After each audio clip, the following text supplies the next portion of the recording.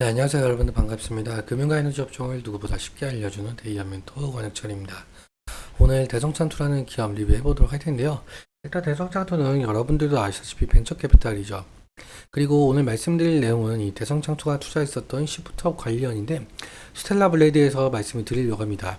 지금 현재 스텔라 블레이드가 미국에서 소프트웨어 게임 중에 판매 1위를 기록을 했어요. 그 부분 여러분들과 함께 기사 살펴보도록 하고, 그리고 어제 넷마블에서 이 레이븐 2라는 게임이 나왔었죠. 그런데 사실 리니지랑 거의 비슷한 게임이더라고요. 그러니까 리니지 라이크. 사실 그 부분에 대해서 상당히 실망스러웠었는데, 그런데 대신에 시프트업 같은 경우 그러한 리니지 라이크 시대에 비해서 게임성이 상당히 우수하고 지금 콘솔 게임이 먹히고 있는 상황이죠. 그래서 이 시프트업이 반사의 이익으로 더욱더 인기가 많아질 것으로 보이고 있는데, 이 부분 여러분들과 함께 같이 한번 확인해 보면서 천천히 얘기 나눠보도록 하겠습니다. 먼저 시작하기 전에 저희 데이업 채널에 오시면은 모든 종목들을 커버해드리고 있으니까 찾아주시면 정말 감사하겠고, 제 영상도 끝까지 지켜봐 주시면서 댓글로 궁금하신 것들 남겨주시면은 다음 영상에서 말씀을 드리도록 하겠습니다. 그러면 대선창투 바로 보도록 할게요. 일단 대선창투에 대해서 뭐 여러분들도 아시는 분들이 상당히 많을 거라고 생각이 들지만, 지금 시프트업 관련해서 처음 대성찬투를 접하셨던 분들을 위해서 간단하게 말씀을 드려보자면, 중소벤처기업에 대한 투자 금융을 제공하고 있는 사업을 지속적으로 운영하고 있죠. 즉 기술력이 높지만 자본과 경영 여건이 취약한 기업 설립 초기 단계에 있는 벤처기업들에게 대출이 아닌 지분 투자 방식으로 추후 인수합병 그리고 상장 등을 통해서 투자 자금을 회수하고 있는 사업을 진행을 하고 있는데요. 투자 방법에는 크게 두 가지 정도가 있습니다. 먼저 투자 조합 같은 경우 펀드와 마찬가지로 개인, 기관, 정부 그리고 중소기업 창업 투자에서 여기선 대성창투가 되겠죠. 여기는 자금들을 모두 모아서 벤처 기업들에게 투자를 하는 것을 투자 조합이라고 말을 하고 있고, 그리고 직접 투자 같은 경우 말 그대로 대성창투가 벤처 기업에게 투자를 하는 것을 말하고 있습니다. 그리고 다음으로 넘어가서 여러분들도 아시다시피 벤처 기업들은 경제적 자금이 상당히 부족한 상태여서 외부 투자 유치가 필수적인데요. 투자 유치는 한 번으로 끝나는 것이 아니라 여러 단계에 걸쳐서 시행이 되고 있죠. 먼저 시리즈 A 같은 경우 서비스 오픈하기 위한 준비 단계에서 받는 투자. 사실 이 단계까지 오지 못하고 망하는 기업들이 많아서 여기 있는 구간을 죽음의 계곡, 데스밸리라고 표현을 하고 있습니다. 그리고 시리즈 B 같은 경우는 사업 확장을 하기 위해서 추가로 받는 투자 단계이고요. 시리즈 C부터는 스케일업을 가속하기 위한 단계로, 대부분 벤처기업들은 시리즈 C 단계에서 외부 투자를 마무리 짓고 안정적인 수익 구조를 만들기 위해서 뭐 어떠한 노력들을 하게 되겠죠. 그래서 이 시리즈 ABC 투자를 통해서 본격적인 성장을 이루게 되고, 벤처기업들은 상장이나 M&A가 가능한 기업으로 탈바꿈하게 되고, 여기서 벤처캐피탈들은 투자금 회수를 통해서 이익을 보는 구조다라고 말씀을 드리고 싶습니다. 그리고 다음으로 여러분들 아시는 분들이 계실 것 같은데, 대성창투가 2018년과 2020년에 걸쳐서 시프트업이라는 회사에 시리즈 B, 시리즈 C에 투자한 이력이 있는데요. 사실 제가 지속적으로 말씀을 드리지만 시프트업 지분 아직 남아있다 라고 말씀을 드렸었어요. 그런데 뭐 보통적으로 지금 종목 토로방을 가도 아직 뭐 시프트업 지분이 없다라고 말씀을 많이 해주시던데, 사실 제가 계속적으로 그 주담분하고 통화를 진행을 했어요. 아직 시프트업 지분이 남아 있고, 그리고 투자 조합인 형태로 지분이 남아 있기 때문에 지분이 얼마큼 남아 있는지 그 부분을 좀 밝힐 수 없다라고 말씀을 해주시더라고요. 그래서 시프트업 상장 이후에 나머지 지분 같은 경우 정리할 거다라고 말씀을 주셨고요. 아무튼 다시 넘어와서 시프트업이 그러면 어떤 회사인지 살펴봐야 되겠는데, 사실 시프트업 같은 경우 뭐 여러분들이 아시는 분들도 계실 거라고 생각이 드는데, 원래 NC소프트 그 리니지를 만든 NC소프트라는 회사에 그 블레이드 소울 있잖아요. 블레이드 소울을 만들었던 개발자 분이 이 시프트업이라는 회사를 만든 거예요. 그러니까 사실 NC소프트에서 뭐 팽을 당했거나 뭐 그런 유겠죠. 아무튼 시프트업 같은 경우 이 NC소프트에서 나와가지고 이 승리의 여신이라는 게임을 만들어 냈었어요.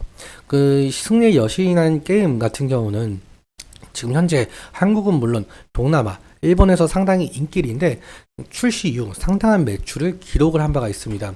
실제로 이 니케이 힘입어서 시프트업 같은 경우 2022년 대비 2023년 매출과 영업이익 측면에서 상당한 상승의 모습을 좀 보여줬었죠.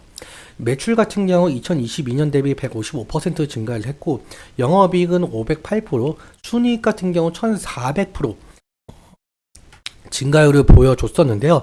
이런 승리의 여신이라는 게임을 만들어낸 시프트업이 4월 26일에 스텔라 블레이드라는 게임을 또 출시를 한 바가 있었어요. 지금 출시한 지 한 달 정도 살짝 넘어가는 시점에서 판매량 같은 경우 사실상 지금 뭐 미국이나 영국 엄청나게 판매량을 기록을 하고 있어요. 이 뉴스 함께 보시자면은 지금 스텔라 블레이드가 미국 4월 소프트웨어 판매에서 1위를 기록을 했다라고 지금 헤드라인이 적혀 있고요. 여기 밑에 내려보시면은 일본에서도 마찬가지로 주간 판매량에서 1위를 차지하기도 했었죠.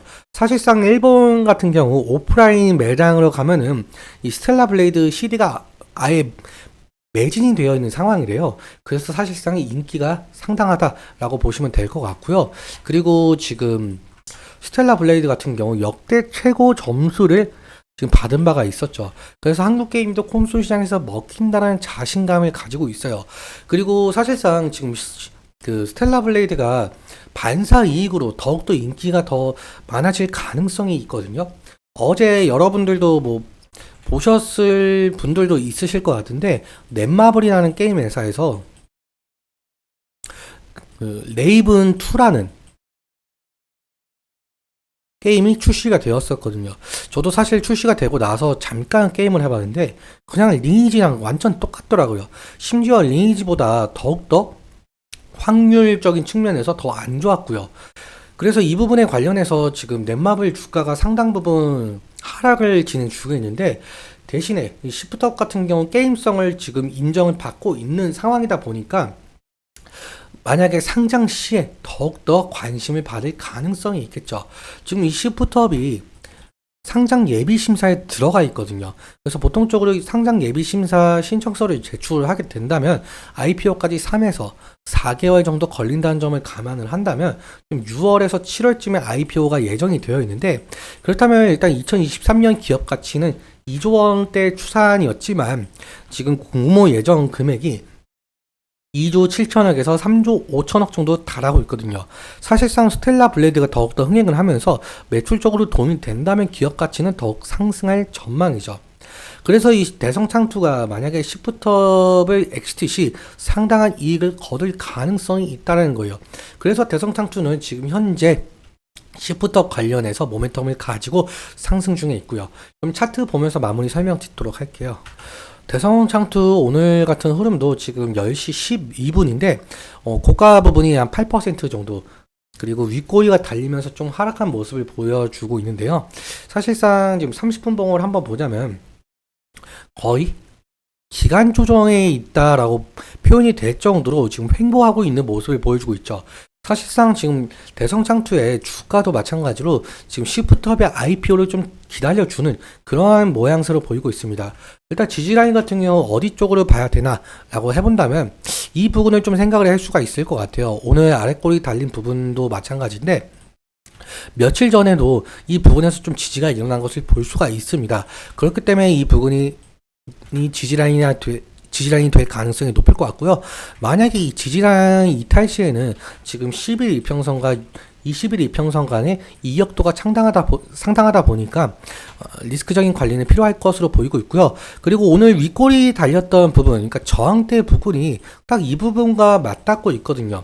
지금 5월 22일도 마찬가지고 결국엔 이 구간을 돌파를 해주지 못하는 흐름을 좀 보여주고 있어요. 그거는 왜 그러냐라고 한다면은 작년 12월쯤에 이 부근을 좀 돌파를 해주지 못하고 하락한 모습을 좀 보여주고 있죠. 그렇기 때문에 이 부근에 있으셨던 분들의 뭐 차익 실현 매물이나 원금 보존 매물이 나오고 있다라고 보면 될 것 같고요. 그 대성창투의 투자 매매 동향 같이 보시자면은 지금 한 달 사이에 외국인 같은 경우 13만 주 정도 매수 중에 있고 기간 같은 경우 한 달 사이에 50만 주 정도 매도, 개인이 7만 1000주 정도 매도 중에 있죠. 사실상 기관의 매도세가 상당 부분 세다 보니까 지금 이 기간이 매수세로 돌아오고 있는지 그 부분을 좀 자세히 살펴봐야 될 것 같고, 그리고 외국인도 마찬가지로 현재 매수세가 있긴 하지만 오늘의 흐름 같은 경우 12만 주 정도 매도 중에 있죠. 그렇다 보니까 이 외국인이 만약에 매수세에서 매도세로 돌아가게 된다면은 대성창투에 어느 정도 주가에 영향이 갈 가능성이 높겠죠. 이 부분 염두에 두시면서 오늘은 여기까지 말씀을 드리도록 하겠습니다. 오늘 내용 여러분들께 도움이 되셨다면 구독과 좋아요 부탁드리고, 그리고 오늘 말씀드린 내용과 차트적인 부분에 대해서는 제 개인적인 견해가 있을 수밖에 없기 때문에 여러분들의 주관적인 견해와 함께 투자를 하여 현명한 선택하셨으면 좋겠습니다. 오늘도 시청해주셔서 감사하고 지금까지 멘토 권혁철이었습니다. 감사합니다.